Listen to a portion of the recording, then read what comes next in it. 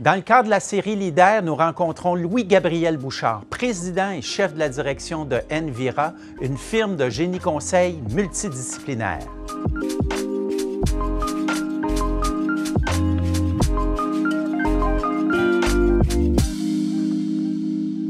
Louis-Gabriel Bouchard, bonjour. Bonjour Bernard. D'abord, merci de nous recevoir aujourd'hui dans les bureaux d'Envira dans la région de Québec. Envira, une firme de génie conseil multidisciplinaire. Est-ce que tu pourrais nous dire quel type de service que vous offrez et sur quel mandat vous travaillez? Avec grand plaisir, Bernard. D'abord, merci de venir nous visiter dans nos bureaux. Envira, on se décrit comme un guichet unique en sciences d'environnement. Quelques projets qui me viennent en tête. Un projet qui est en cours présentement pour la CEPAC, la Société des établissements de plein air du Québec, à l'Aquarium de Québec. Un projet avec 2 volets. On travaille autant sur la construction d'un nouveau stationnement étagé que sur des habitats pour les animaux. Sur un autre type de projet, je peux te parler, Bernard, d'un projet immobilier multirésidentiel où est-ce que notre client développait plusieurs centaines d'unités de logements locatifs. Donc, on a contribué à développer un toit vert et un environnement extérieur qui était fort intéressant. Dans les 5 dernières années, vous avez fait pas moins que 3 acquisitions. Donc, c'est quand même important.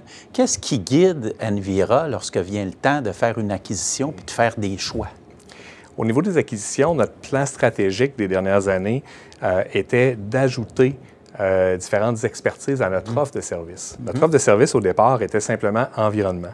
Donc, on a ajouté par acquisition géotechnique, ingénierie des matériaux, sciences du bâtiment et, plus récemment, architecture de paysage.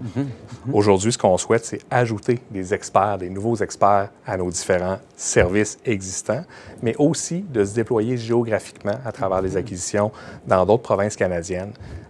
Donc, c'est ce qui guide nos prochaines acquisitions pour la suite des choses. Je ne peux pas passer sous silence le fait que tu es coprésident du chantier de la main-d'œuvre au sein de l'Association des firmes de génie conseil du Québec. Comment vois-tu l'enjeu de la main-d'œuvre pour les prochaines années? L'enjeu de main-d'œuvre est assis sur les bases d'une démographie qui est à notre désavantage comme pays, comme province et comme industrie.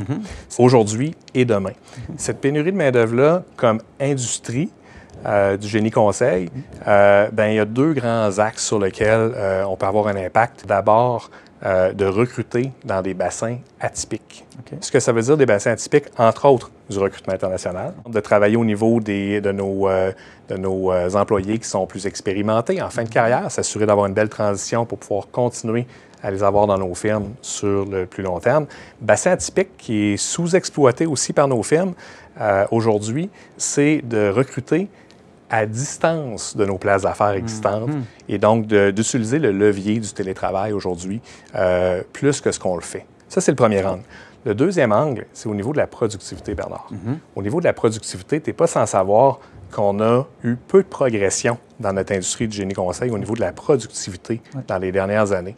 Bien, une bonne façon de le faire, c'est de donner des outils à nos employés, à nos experts, pour qu'ils puissent produire davantage. Donc, avec moins de ressources ou le même nombre de ressources, qu'on puisse produire davantage. Ça passe évidemment par les technologies, par toutes sortes de déploiements. L'intelligence artificielle en est un dont on parle fréquemment, mais d'augmenter la productivité. Et ça, je pense que c'est un élément sur lequel on doit se pencher comme industrie. Donc, ce qui est important, à mes yeux, c'est que comme industrie, on travaille ensemble sur des éléments plus stratégiques à plus haut niveau qui vont nous permettre de contrer cette tendance de pénurie de main-d'œuvre dans l'industrie de façon plus pérenne. Bien, merci beaucoup. Ça fut fort intéressant. Donc, il me reste juste à te remercier de nous avoir reçus ici dans les bureaux de Envira. Puis, on souhaite de la croissance pour ton entreprise. Donc, merci de nous avoir reçus. Merci Bernard, c'est un grand plaisir. Merci de nous avoir visités aujourd'hui. Merci.